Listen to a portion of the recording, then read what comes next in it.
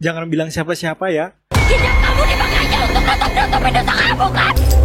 Lembayung, kayaknya gue udah pernah baca thread horor tentang film ini deh. Nggak tahu, mungkin ada perubahan cerita, perubahan apa gitu. Tapi kayaknya ini thread yang pernah gue baca sebelumnya di Twitter itu tuh ya mirip-mirip lah hantunya. Dan juga alur cerita kejadiannya. Tapi yang gue baca waktu di Twitter itu tuh hantunya itu tuh ciri khasnya tuh ilernya banyak atau liurnya itu banyak dan dihantui oleh liur itu tadi. Dan juga hantu yang di Twitter itu tuh yang mirip dengan ini, dia tuh hantunya tuh LGBT pak. Ya sama juga ada dua mahasiswa atau mahasiswi kedokteran yang lagi magang di suatu tempat dan dia juga dihantuin. Tapi bedanya nggak tahu, Lembayung ini mengambil dari kisah yang sempat gua baca di Twitter itu tentang hantu yang LGBT, hantu yang meneror dengan air liurnya. Sama nggak sih ceritanya? Tapi mirip ya, beberapa adegan di film Lembayung ini kayak udah nggak asing, udah pernah gua lihat di film-film sebelumnya. Kayak beberapa scene-nya itu mungkin terinspirasi dari situ ya, dari Smile. Kalian juga lihat kan di gimana trailernya.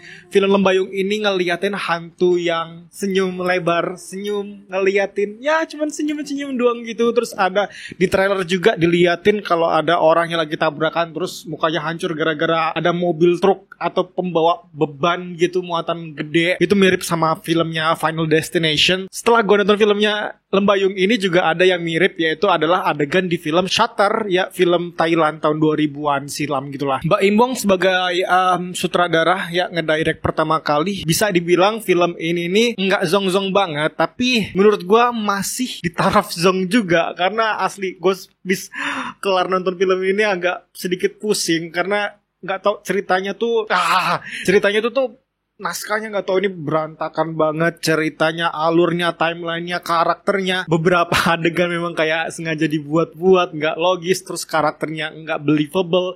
Tapi yang gue notice ada beberapa hal yang bagus juga di film ini. Salah satunya adalah acting yang bagus di film ini tuh ada Yasamin, terus Asri Welas juga oke, terus ada Taskia juga. 3 orang ini actingnya keren banget, luar biasa. Terutama untuk Yasamin, adegan kesurupan, marahnya, teriaknya itu berasa kayak meyakinkan banget dia tuh lagi marah. Seremnya juga dapet nih orang dengan adegan kesurupannya sedikit, walaupun cuma sedikit adegan kesurupannya, tapi itu cukup mengerikan menurut gua. Dan hantunya juga ini kan diimport langsung dari negara tetangga gitu kan, dan menurut gua udah creepy banget, terutama dengan senyumnya itu tadi, yang sebenarnya cuma senyum doang, ngeliatin, diem aja ngeliatin senyum itu kan udah creepy banyak kelihatannya. Kayak kalau kalian udah pernah nonton film Smile ya, kalian tahu lah gimana rasa nggak nyamannya waktu kita ditatap dengan senyum yang nggak biasa, senyum yang aneh gitu. Nah, yang gue suka itu malah adegan senyumnya, senyum dengan ngeliatin kita dengan tatapan yang aneh, dengan senyum yang aneh gitu. Gue lebih suka adegan itu lebih dibanyakin daripada jump scare yang dar-der-dor kayak gitu. Dan jump scare-nya di sini juga menurut gue ya udahlah biasa aja gitu.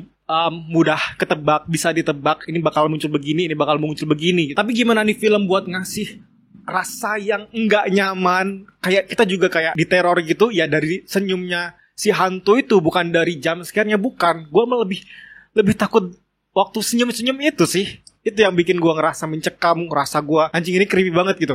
Ya tadi gue sempat notice juga dengan jump scare, dan pertama kali nonton menit-menit awal gitu, opening, bahkan sebelum opening title, ada satu adegan Asri Wulas waktu lagi buka pintu gitu, dan itu jump scare-nya langsung tiba-tiba. Dan yang bikin gak ketebak itu adalah jump scare-nya bukan hantu, tapi lihat saja sendiri nanti ya. Itu yang gak ketebak. Dan di film ini juga sebenarnya banyak hal atau adegan yang gak ketebak sih. Kayak kenapa tiba-tiba film ini karakternya menjadi kuat-kuat banget, kayak kebal semua gitu. Ada satu adegan di akhir gitu, Dr. Teto namanya karakternya, dia lagi berkelahi gitu kan dengan Dr. Ringo. Dan entah kenapa tiba-tiba karakternya berasa kayak kuat banget, padahal udah ditusuk sama benda tajam gitu berkali-kali si Dr. Ringo ini.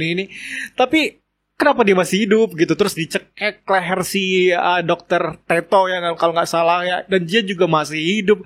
Lah kok bisa gitu? Karakternya emang sengaja kayak dibuat kebal buat manjang-manjangin durasi. Terus di adegan terakhir juga gue kaget banget, si Dokter Teto ini kan sempet dibunuh juga kan, ditancepin di sebelah atau kanan atau kiri bagian dadanya gitu. Tapi walaupun udah ditusuk berkali-kali, juga tetap hidup, masih hidup. Dia cuma kayak sebentar pingsan doang mungkin gitu ya. Tapi gue juga kaget dah, tiba-tiba kok masih hidup lagi gitu nih anak. Aneh banget emang. Tapi ya di ending itu tadi juga gue agak bingung juga kenapa Ibu Ida tiba-tiba muncul juga. Padahal waktu di pertengahan film itu kan dia ngasih tahu dia kalau dia tuh bakal pulang kampung dulu. Mungkin dia pengen istirahat dan dia nggak punya siapa-siapa lagi kan di situ kan suaminya juga udah meninggal. Tapi kedatangan dia di adegan terakhir itu, gak tahu kenapa serba tiba-tiba gitu. Dia tiba-tiba udah datang lah, mudiknya kapan? Nggak jadi apa gimana gitu. Nggak tahu kayak cuman diada-adain aja. Dan gue juga karena mungkin naskah skripnya yang berantakan itu tadi ya, faktor itu tadi. Jadi gue juga di film ini ngerasa bingung, pusing juga. Ada salah satu karakter petugas kebersihan atau tukang di klinik Lembayung ini, gue sempet agak kurang ngeh gitu. Kenapa tiba-tiba timelinenya berubah jauh banget, entah di pelosok mana. Dia kan kayak saya sempet tersesat gitu kan, tadi desa mana gitu. Tiba-tiba dia bisa pulang lagi, terus dia ketemu istrinya segala macam, terus tiba-tiba dibunuh lah. Asli.